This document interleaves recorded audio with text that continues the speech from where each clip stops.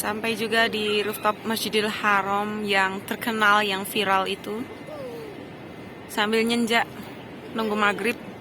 Sampai nanti insya Allah sampai Isya. Dan dari sini kita bisa lihat Tower Zam-Zam. Insya Allah keren.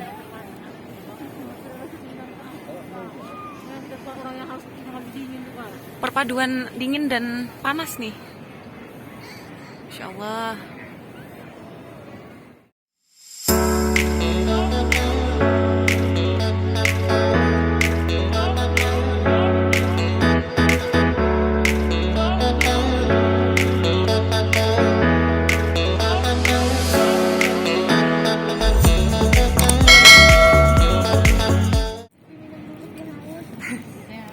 Assalamualaikum.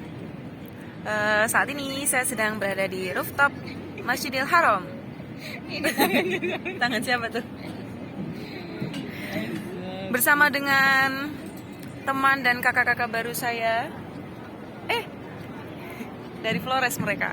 Insya Allah. Semoga habis ini agenda untuk ke Flores bisa lekas tercapai, terlaksana. Dan sebuah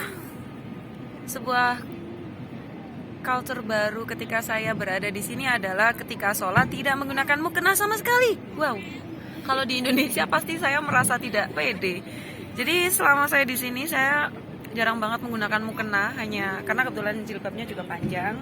Saya menggunakan ini dan selalu always on kaos kakinya. Jadi hanya menggunakan sajadah dan tidak menggunakan mukena sama sekali. Mukena hanya saya gunakan ketika sholat di hotel.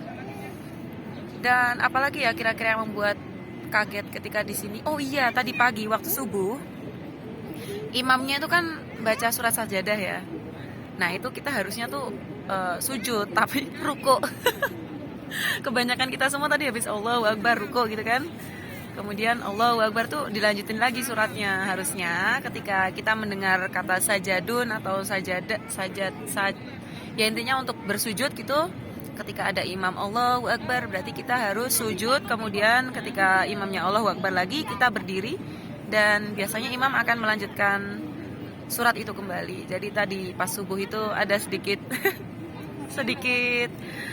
hal yang membuat para jemaah bertanya-tanya, loh ini habis ruku kok berdiri lagi?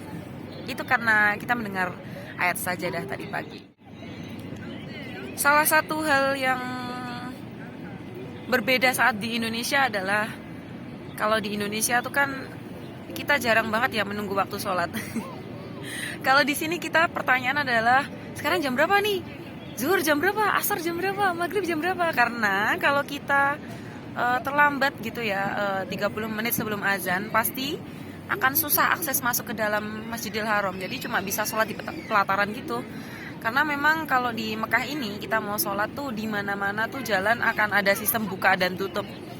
Jadi bisa jadi kamu masuk lewat pintu ini, keluar tuh bisa jadi dengan pintu yang berbeda. Jadi kalau kamu sholat di sini harus perhatikan nama gate yang waktu kamu masuk. Misal saya itu keluar masuknya lewat gate As-Salam karena memang hotelnya dekat dengan gate As-Salam.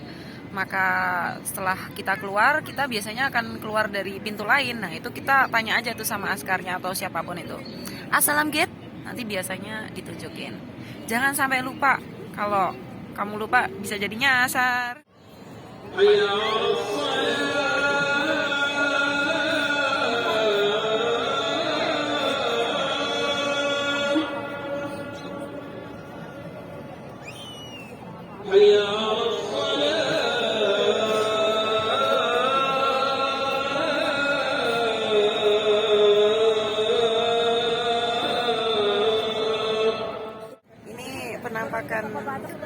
Ini penampakan kamera depan. Sekarang kita coba penampakan kamera belakang. Tara, itu sudah yang kita lihat. Sebelahnya Tara, oh, Masya Allah. Ini kita sambil berbaring.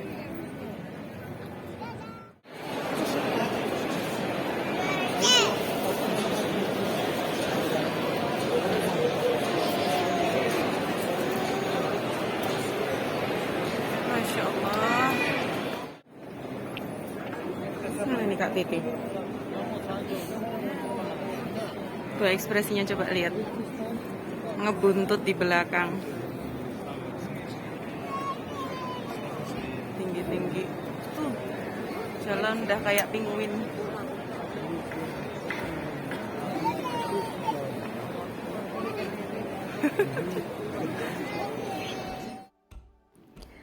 Situasi keluar dan masuk masjid seperti ini merupakan salah satu culture shock yang saya rasakan, terutama ketika berada di Mekah. Gimana enggak? Karena kelihatan banget kan betapa semua manusia tumplek-blek menjadi satu di satu tempat yang sama. Tapi memang ya, situasi seperti ini tuh emang bikin rindu banget. Buat teman-teman yang berkeinginan untuk umroh ataupun haji, semoga Allah memberikan kemudahan sehingga segalanya lancar. Untuk teman-teman yang pernah ke sana, semoga kita senantiasa bisa selalu kembali lagi dengan keadaan yang selalu lebih baik. Dan yang terakhir, terima kasih ya buat kamu yang sudah menonton sampai habis. Saya akhiri dulu. Wassalamualaikum warahmatullahi wabarakatuh.